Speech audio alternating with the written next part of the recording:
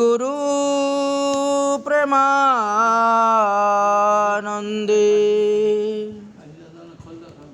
নিতাই গৌর সীতানাথ হরি হরি বল হরি হরি বল। গুরুবে গৌরচন্দ্রায় রাধিকায় তদালয়ে কৃষ্ণায় কৃষ্ণ ভক্তায় তদ্ভক্তায় নমো নমঃ। সুধী ভক্তবৃন্দগণ, আগামী 27শে ফেব্রুয়ারি ত্রিপস্যা মহাদ্বাদশী ব্রত পড়েছে, অর্থাৎ 14ই ফাল্গুন রবিবার। যদি এই ত্রিপস্যা মহাদ্বাদশী না পড়ত তাহলে আমরা বিজয়া একাদশী ব্রত পালন করতাম। তিথির কারণে এই ত্রিপস্যা দ্বাদশী পড়েছে, সেই বিষয়ে আমরা আলোচনা করব।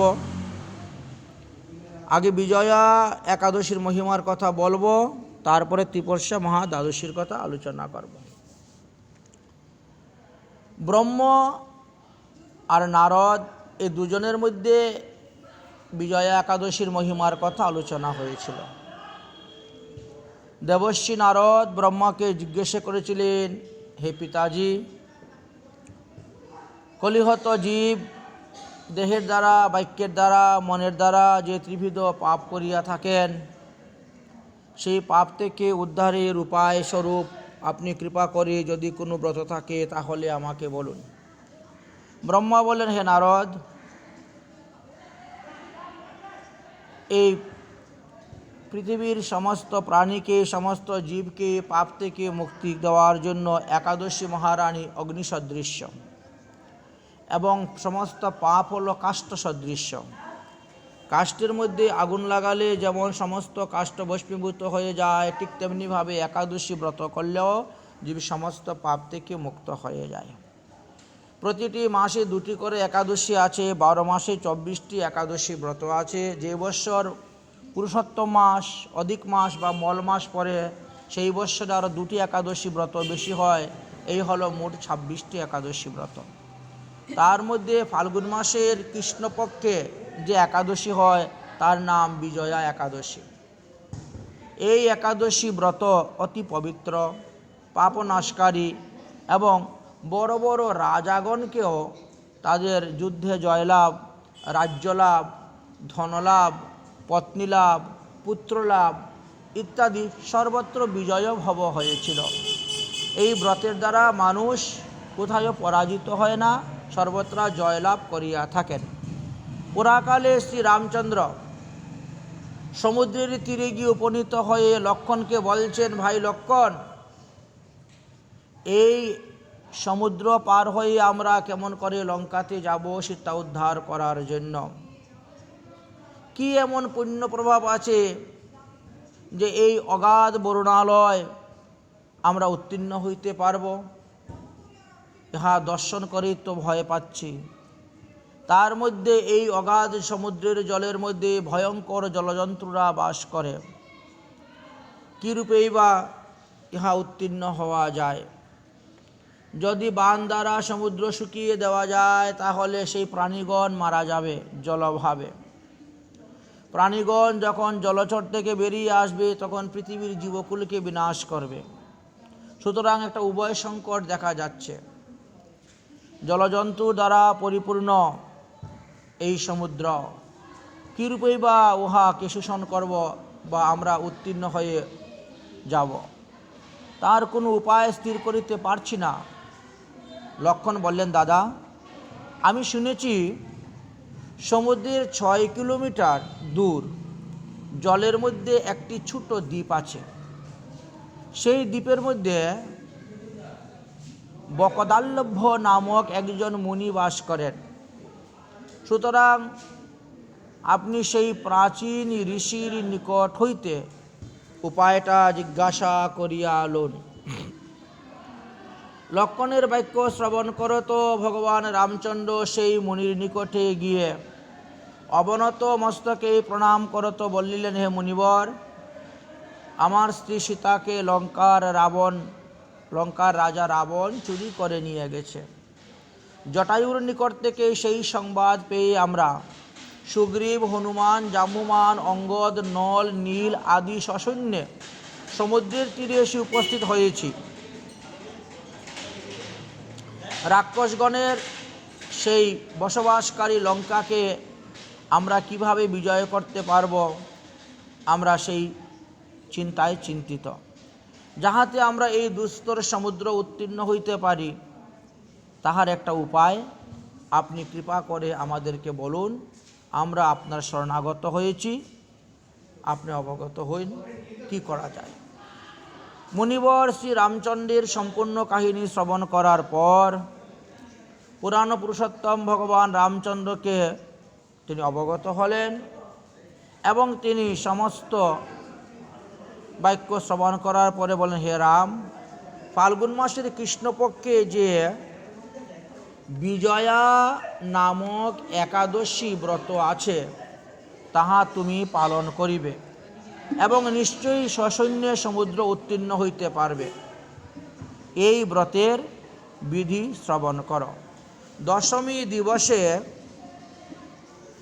কিছুটা জায়গা পরিষ্কার করিয়া পবিত্রভাবে একটি কলস স্থাপন করিবে। সেই কলসে জলপূর্ণ ঘট স্থাপন করিবে। পঞ্চরত্ন, পঞ্চগব্য, পঞ্চামৃত, পঞ্চশস্য, পঞ্চপল্লব, পঞ্চ আবিরাদি এবং নারিকেল, শীষযুক্ত নারিকেল স্থাপন করিবে এবং সেই ঘটেতে ভগবত পূজা করিয়া একাদশী দিবসে সূর্য উদয়ের পূর্ব হইতেই একটি ঘৃত প্রদীপ জ্বালাইবে, যেটা অখণ্ড প্রদীপ 24 ঘন্টার সময় জ্বলবে। ওই প্রদীপ দ্বাদশী দিন পারণের পরেই গিয়ে বন্ধ হবে। এইভাবে তোমাকে একটা প্রদীপ জ্বালিয়ে রাখতে হবে। একাদশী দিবসে প্রাতকাল স্নান করিয়া ওই কলসটিকে পুনরায় মাল্য, চন্দন, ফল, ফুল দ্বারা উত্তম রূপে স্থাপন করিবে। সুপারি, নারকেল, ফল প্রদান করিয়া পূজা করিবে। পঞ্চধান্য জবসহ সেই ঘটোপরি বিনাশ্য করিবে। গন্ধ, পুষ্প, ধূপ, দীপ, নৈবেদ্য দ্বারা পূজা করিবে। সেই কুম্ভের নিকট কীর্তনে সমস্ত দিন যাপন করিবেন। রাত্রিকালে জাগরণ করিবেন এবং অখণ্ড প্রদীপের দিকে ধ্যান রাখবেন, সেই প্রদীপ যেন কিছুতেই না বুঝে। দ্বাদশী দিবসে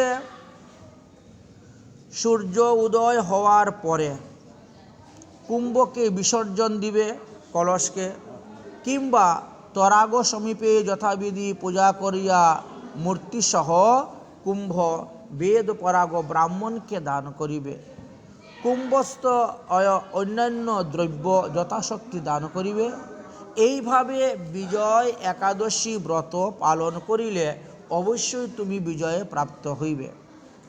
ব্রহ্মা বললেন, হে দেবর্ষি নারদ, ঋষিবাক্য শ্রবণ করিয়া ভগবান রামচন্দ্র এই একাদশী ব্রত পালন করেছিলেন এবং ব্রতের প্রভাবে তিনি সমুদ্র পার হয়ে লঙ্কায় গিয়ে রাবণের সঙ্গে যুদ্ধ করলেন। রাবণাদি সমস্ত রাক্ষসগণকে ধ্বংস করেছিলেন, বিনাশ করেছিলেন। সীতাকে উদ্ধার করে অযোধ্যায় প্রত্যাবর্তন করেছিলেন এবং অযোধ্যার রাজসিংহাসন গ্রহণ করেছিলেন। সুতরাং বিধি অনুসারে যদি কেউ এই বিজয়া একাদশী ব্রত পালন করেন, তাহলে তিনিও সমস্ত কিছু প্রাপ্ত হইবেন, সেইভাবে সুখলাভ করিতে পারবেন। তাহলে আমরা দেখলাম কীর্তিবাসী রামায়ণেতে লেখা আছে রামচন্দ্র দুর্গা পূজা করেছিলেন রাবণ বধের জন্য, লঙ্কা উদ্ধারের জন্য। কিন্তু এই কথা অন্যান্য পুরাণ বলে নাই। অন্যান্য পুরাণে কিন্তু এই কথা লেখা নেই।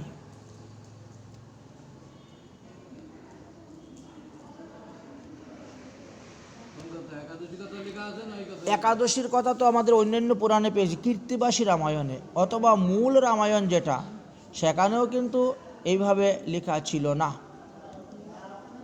তো এই জিনিসটা আমরা এখানে লক্ষ্য করে দেখলাম যে এই দুটাই সম্পূর্ণ আলাদা দেখা গেল।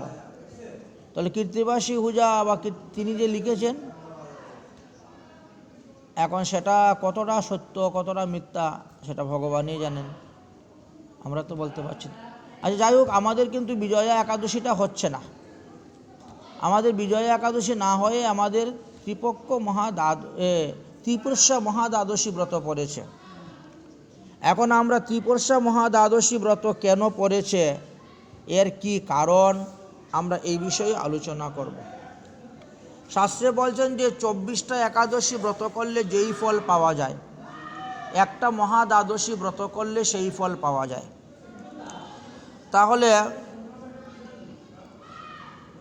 শনিবারে আমাদের বিজয়া একাদশী ছিল, শেষ রাত্রি 5:31 পর্যন্ত পেয়েছে। দশমী সংযুক্ত একাদশী হওয়ার কারণে এই একাদশী ব্রত পালন করা হয় নাই, যার ফলে রবিবারে গিয়ে আমরা যখন ব্রত করতে গিয়েছি তখন সেখানে 3টি তিথিকে স্পর্শ করেছে। ত্রিপর্ষা মানে 3টি তিথি স্পর্শ কাকে বলা হয়? বলছে অরুণোদয় আদ্য সাত ও দ্বাদশী সকলম দিনম অন্তে ত্রয়োদশী প্রাপ্ত স্ত্রী পর্ষা সা হরে শ্রিয়া। যদি সূর্যোদয়ের অল্প সময় একাদশী থাকে আর সমস্ত দিন রাত্রি ব্যাপী যদি দ্বাদশী থাকে এবং পারণের দিনও অন্তে মানে প্রাতকালে যদি ত্রয়োদশী হয়, তাহা হইলে সেই একাদশীকে ত্রিপর্ষ মহাদ্বাদশী বলা হয়। শ্রীহরির অতিশয় প্রিয় হলেন এই ত্রিপর্ষ মহাদ্বাদশী ব্রত। এই যে ত্রিপর্ষ মহাদ্বাদশী আগামী রবিবারে হচ্ছে, তো বললেন যে এই ত্রিপর্ষ মহাদ্বাদশী চতুর্বিধ মহাপাতককে ধ্বংস করে দেয়। অন্যান্য সমস্ত পাতক দূরে থাকুক, ব্রহ্মহত্যা, গোহত্যা, মাতৃহত্যা, সুরাপান আদি পাতক, অতিপাতক, উপপাতক, অনুপাতক, সমস্ত পাতকগুলাকে মহাপাতক এদেরকে ধ্বংস করে দেয়, নাশ করে দেয়। ত্রিপর্ষায় উপবাস করিলে বহু সহস্র সহস্র ব্রহ্মহত্যাজনিত পাপ বিনষ্ট হয়। কলিযুগের কলুর কলমশ সমস্ত দূষিত পদার্থ ক্ষয় হয়। প্রয়াগ, বেনারস, কাশী, গোমতী এই সমস্ত স্থানে মোক্ষের সম্ভাবনা না থাকলেও ত্রিপর্ষাতে উপবাস করিলে তৎক্ষণাৎ মোক্ষ হইবেই হইবে। অর্থাৎ ত্রিপর্ষা মহাদ্বাদশী ব্রত যারা পালন করেন তারা এই 84 লক্ষ যোনি থেকে উদ্ধার হয়ে যাবেন।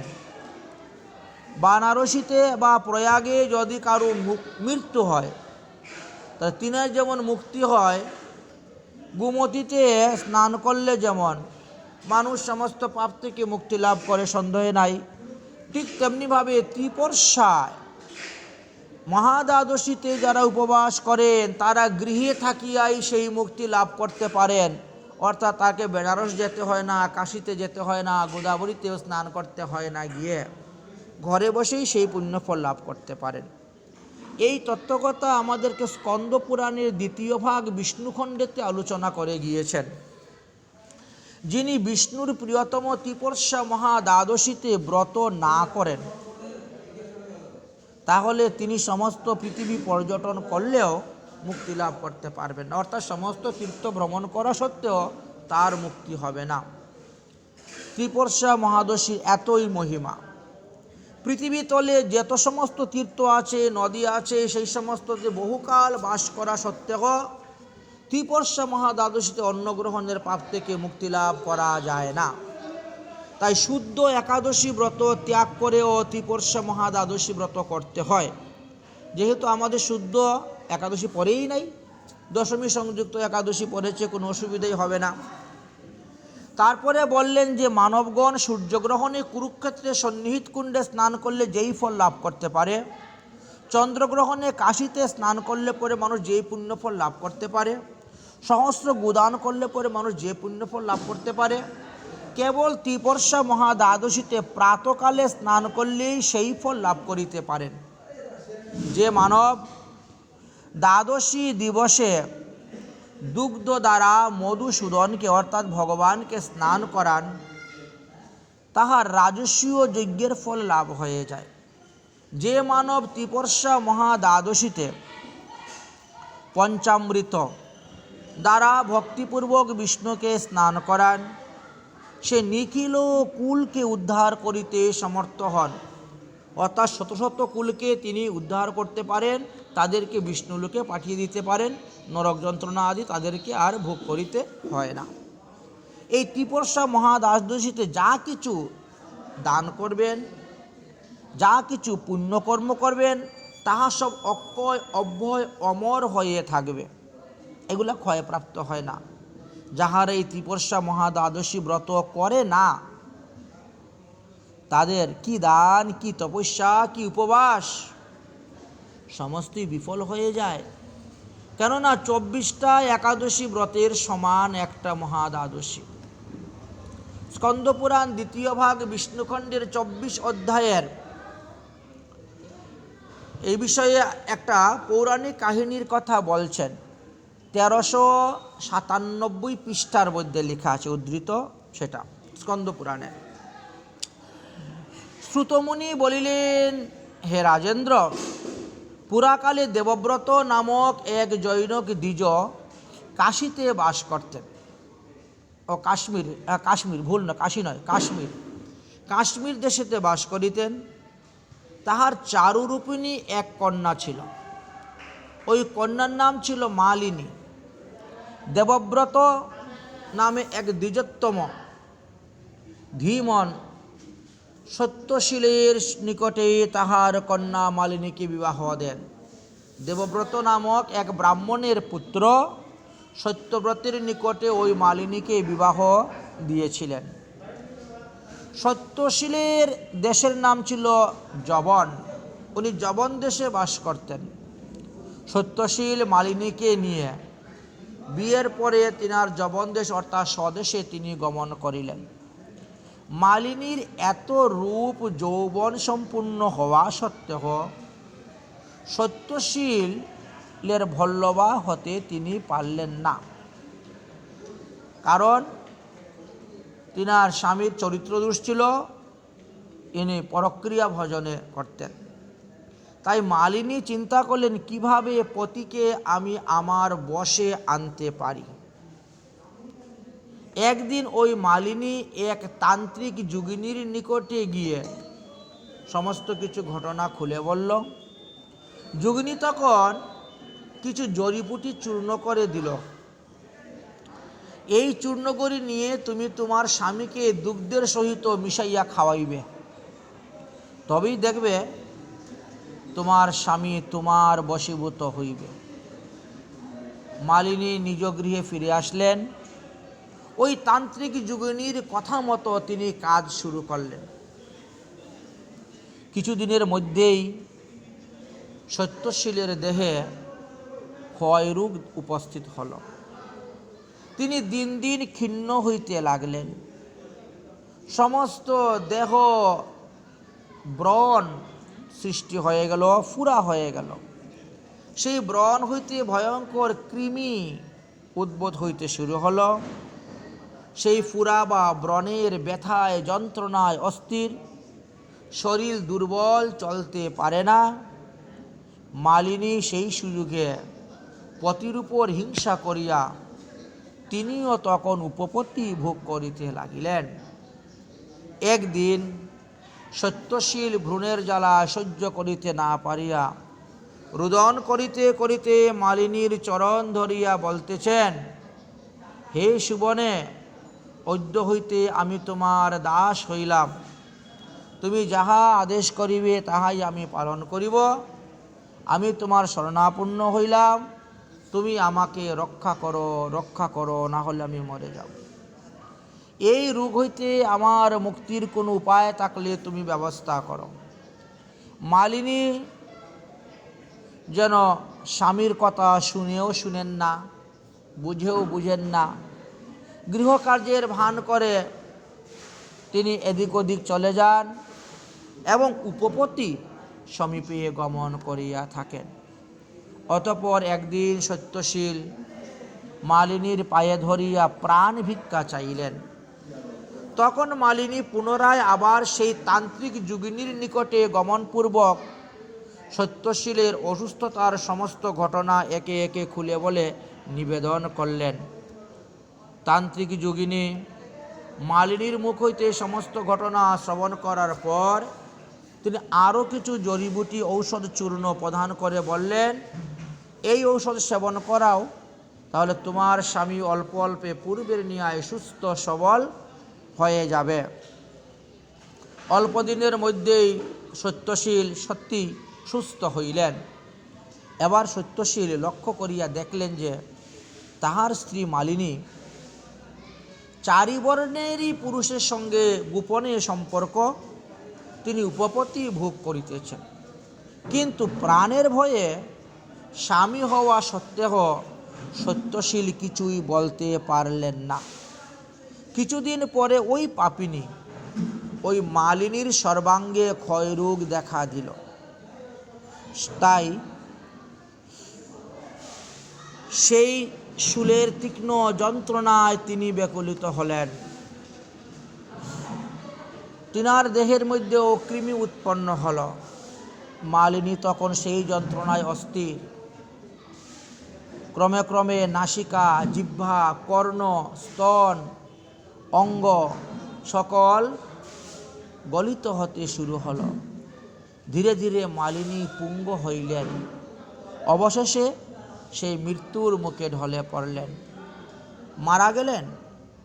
মৃত্যুর পরে সেই পাপিনী মালিনীকে যমের অনুচরগণ নরকে নিয়ে গেলেন এবং তাকে একের পর এক 15টি জন্ম তপ্ত তাম্র কুণ্ড নামক নরকেতে দগ্ধ করলেন। 100 জন্ম তিনি কুকুরজনিতে জন্মগ্রহণ করলেন। এই কুকুরজনিতে জন্মগ্রহণ করা সত্ত্বেও ছিন্ন কর্ণ, ছিন্ন নাসা, ছিন্ন পুচ্ছ, ছিন্ন পদ হয়ে জন্মগ্রহণ করেছিলেন। তাহার মস্তকে এবং যোনিদ্বারে কৃমিকুল সতত বিরাজ থাকিত। যার গৃহেতে গমন করিত সেই কুকুরটিকে দূর দূর করে তাড়িয়ে দিত। অতঃপর কুকুরজনি থেকে তিনি উদ্ধার হলেন। মালিনী সৌবীর দেশেতে পদ্মবন্ধু নামক এক ব্রাহ্মণের দাসীর ঘরে গিয়ে জন্মগ্রহণ করলেন। সেখানেও তিনারই কুকুর জন্মই হয়েছিল। সেই জন্মে বহু দুঃখে কাল কাটাইতে লাগিলেন। ওই দাসী যখন ব্রাহ্মণের বাড়িতে কাজ করতে যেতেন, তখন ওই মালিনী নামক কুকুরটিও তাহার সহিত ওই ব্রাহ্মণের বাড়িতে কাজ করতে যেত। একদিন বৈশাখ মাসের দিবাকর মেষ রাশিতে গমন করেছে। শ্রী মধুসূদন আদি শুক্ল দ্বাদশীতে ত্রিপর্ষা মহাদ্বাদশী পড়েছিল। এই ত্রিপর্ষা মহাদ্বাদশী সবসময় যে ফাল্গুন মাসে পড়বে এমন কোনো কথা নয়। ওটা বিভিন্ন কারণে বিভিন্ন মাসেতেই হয়ে থাকে, প্রতি বছর একই মাসে হয় না। তো কোনো সময় এইভাবে হয়েছিল, ত্রিপর্ষা মহাদ্বাদশী ব্রত পড়েছিল। ব্রাহ্মণ পদ্মবন্ধু ওই দ্বাদশীতে নির্জলা ব্রত উপবাস করেছিলেন, রাত্রি জাগরণ করেছিলেন। প্রাতকালে নদীতে স্নান করিয়া সে গঙ্গার জল, আর্দ্র জল শক্ত আসছিলেন এবং গঙ্গার জল সঙ্গে করে নিয়ে এসে তুলসী গাছের উপরে তিনি দিয়েছিলেন। কর্মবিপাকে ওই কুকুরটি তখন ওই তুলসী বেদির নিচে শয়ন করা ছিল।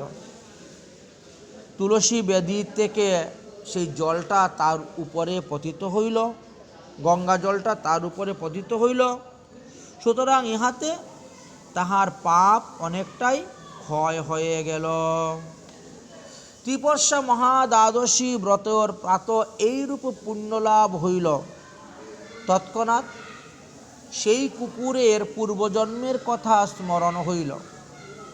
তখন সেই কুকুর কাতস্বরে পদ্মবন্ধুকে প্রণাম করিয়া বলিতে লাগিলেন, হে দ্বিজবর, আমাকে ত্রাণ করুন, আমি মহা পাপিনী। পূর্বে অনেক অনেক জন্ম আমি কুকুরজনি পেয়ে এবং অনেক নরক যন্ত্রণা ভোগ করেছি। ব্রাহ্মণ বলিলেন, হে কুকুরী, তুমি কে এবং কোন পাপের ফলেতে তুমি কুকুরজনি প্রাপ্ত হয়েছ তাহা তুমি আমাকে বলো। কুকুরটি তখন তার পূর্বজন্মের সমস্ত ঘটনার কথা বললেন। অতঃপর ব্রাহ্মণ ওই কুকুরটিকে মুক্তি দেওয়ার জন্য চিন্তা করে তিনি বনে গমন করলেন এবং একজন মুনির দর্শন পেলেন। ব্রাহ্মণ পদ্মবন্ধু তখন ওই মুনির চরণে প্রণাম করিয়া এই কুকুরী মালিনীর পূর্বজন্মের সমস্ত পাপের কথা নিবেদন করলেন। অতঃপর মুনিবর বললেন, হে দ্বিজোত্তম, এই যে আগামী ত্রিপর্ষা মহা দ্বাদশী ব্রত আসতেছে, এই ত্রিপর্ষা মহা দ্বাদশী ব্রতের পুণ্যফল এই কুকুরটিকে প্রদান করো। সেই পুণ্যের প্রভাবে তিনি কুকুরজনি থেকে উদ্ধার হইতে পারবেন। অতঃপর পদ্মবন্ধু বলিলেন, হে কুকুরী মালিনী, আমি তোমার উদ্দেশ্যে ত্রিপর্ষা মহা দ্বাদশী ব্রত পালন করিব, আর সেই পুণ্যফল আমি তোমাকে অর্পণ করিব। এই কথা বলিয়া তিনি প্রস্থান করলেন। অতঃপর যথাসময়ে যখন এই ত্রিপর্ষা মহা দ্বাদশী ব্রত এসে উপস্থিত হল, তখন তিনি এই দ্বাদশী ব্রত করলেন এবং এই কুকুরের কল্যাণের জন্য তিনি সেই পুণ্যফল তাকে প্রদান করেছিলেন।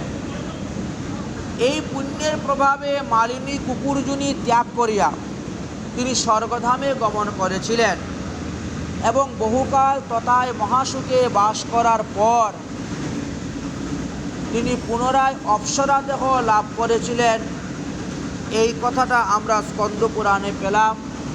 তাহলে ত্রিপর্ষা মহাদ্বাদশী ব্রত করে আমরা আমাদের মাতা পিতা আত্মীয় স্বজন ইষ্টি কুটুম্ব বন্ধুবান্ধবকে দান করতে পারি, যারা তাদের পূর্বজন্মের পাপের ফলে নরকাদি যন্ত্রণা ভোগ করতেছেন বা অন্যান্য পশু পাখি দেহ প্রাপ্ত হয়েছেন, তারাও উদ্ধার হতে পারবেন। ঠিক তেমনিভাবে পদ্মপুরাণেও এই ত্রিপর্ষা মহা দ্বাদশী মহিমার কথা বর্ণন করেছেন।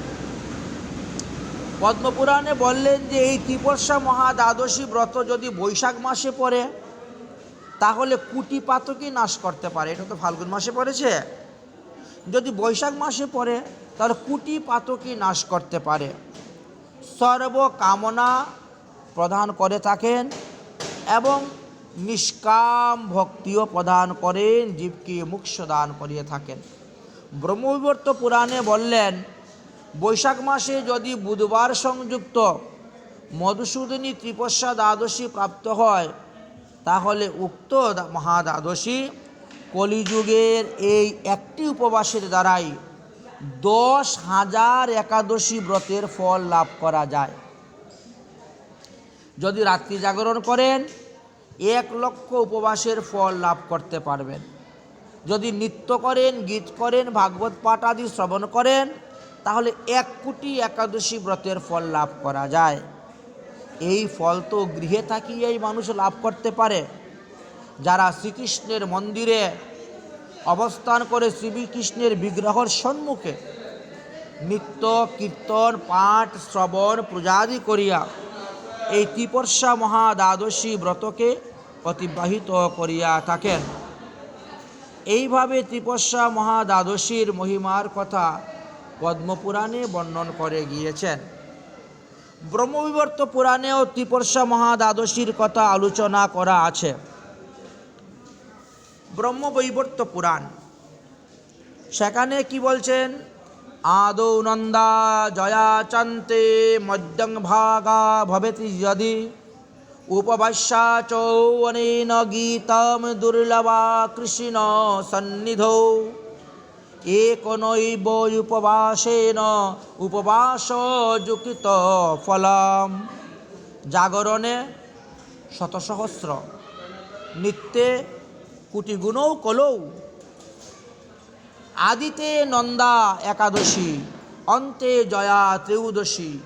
এর মধ্যে যদি ভদ্রা দ্বাদশী হয়, তাহলে শ্রীকৃষ্ণ সন্নিধানে উপবাস, অর্চন, গীত, নৃত্য যা কিছু করবেন তার পুণ্যফল অক্ষয় অব্যয় অমর হয়ে থাকে।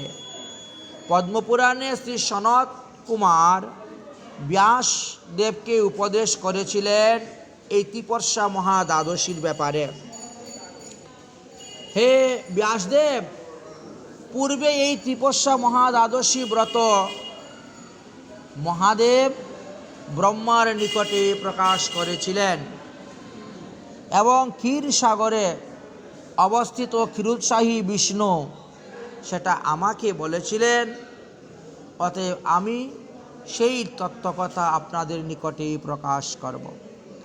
ভগবান বিষ্ণু বলেছিলেন, যেই ব্যক্তি ত্রিপর্ষা মহাদ্বাদশীতে ব্রত করেন, আমি তাহাদিগের সমস্ত পাপ গ্রহণ করি, তাদেরকে সমস্ত পাপ থেকে মুক্ত করি এবং তাদেরকে আমি মোক্ষ প্রদান করি, নিত্য গোলক ধাম প্রদান করি। সনত কুমার বলিলেন, হে ব্যাসজি, আপনিও এই মোক্ষদায়িনী এই ত্রিপর্ষা মহাদ্বাদশী ব্রত পালন করুন। যদি কার্তিক মাসের শুক্লপক্ষের সোমবার অথবা বুধবার যুক্ত হয়ে ত্রিপর্ষা মহাদ্বাদশী পড়ে, এটা এক এক মাসে হলে পরে এক এক রকম ফল। যদি কার্তিক মাসের শুক্লপক্ষের সোমবার অথবা বুধবার সংযুক্ত হইয়া ত্রিপর্ষা মহাদ্বাদশী উপস্থিত হয়, তাহলে ওই ব্রত তো সমস্ত কার্যেই কোটি গুণ ফল লাভ হয়। এক ফের মালা জপ করলেন, তাহলে এক কোটি মালা জপের ফল হয়ে গেল। ঠিক তেমনিভাবে আবার কোটি কোটি জন্মের পাপকেও বিনাশ করে দেন, কোটি পাপ বিনাশ করিতে সমর্থন হন। একাদশী দ্বাদশী চ রাত্রি শেষ ত্রয়োদশী ত্রিপর্ষা সাতু বিঘ্নয়ে দশমী সংযুক্তা নহি। একাদশী দ্বাদশী রাত্রি শেষে ত্রয়োদশী হলে তাহার নাম ত্রিপর্ষা মহাদ্বাদশী হয়। কিন্তু উহা যদি দশমী সংযুক্ত হয়, বলে তাহা হইলে ব্রত করিবে না। হে ব্যাসজি, কোনো এক সময়ে গঙ্গা দেবী ভগবানকে বলেছিলেন, হে ঋষিকেশ, কলিকালে আপনি আমাকে আমি যে ভগীরথের আরাধনায় পৃথিবীতে যাব, তখন তো ত্রেতা যুগ, তারপর দাপর যুগ আসবে, তারপর কলিযুগ আসবে। তো কলিকালের মানুষ তো মহাপাপী, ব্রহ্মহত্যা, গোহত্যা, মাতৃহত্যা, সুরাপান আদি, পরস্ত্রী গমন আদি কত পাপ তারা করে। এই সমস্ত পাপ তারা সব আমার জলে স্নান করে দিয়ে যাবে। আমি এত পাপ কেমন করে সহ্য করব? তাতে তো আমি পাপ লিপ্ত হইব, আর সেই পাপে আমি দিন রাত দগ্ধ হইতে থাকব। আমার কি ওই পাপ বিনষ্ট হওয়ার কোনো উপায় নাই? ভগবান বললেন, হে সুবনে, তুমি ত্রিপর্ষা মহাদ্বাদশী ব্রত করিবে। তুমি যদি ত্রিপর্ষা মহাদ্বাদশী ব্রত করো, তাহলে সেই ব্রতের প্রভাবে তুমিও সমস্ত পাপ থেকে মুক্ত হইবে। সুতরাং এই যে ত্রিপর্ষা মহাদ্বাদশী ব্রত, এটা যে শুধু মানুষেরা করেন তা নয়, দেবতাগণ, ঋষিগণ, গন্ধর্বগণ, যক্ষ, রক্ষ, কিঙ্কর, অপ্সরা আদি সকলেই এই ব্রত করে থাকেন। এইভাবে আমরা ত্রিপর্ষা মহাদ্বাদশীর মহিমার কথা আস্বাদন করলাম। তারপরে আমাদের আগামী মঙ্গলবারে আসছে মহা শিবরাত্রি ব্রত। সেই শিবরাত্রি ব্রত সম্পর্কেও আমরা কিঞ্চিত আলোচনা সেই দিন করেছিলাম। আজকে আর একটু বিস্তারিতভাবে এই শিবরাত্রির মহিমার কথা আলোচনা করব।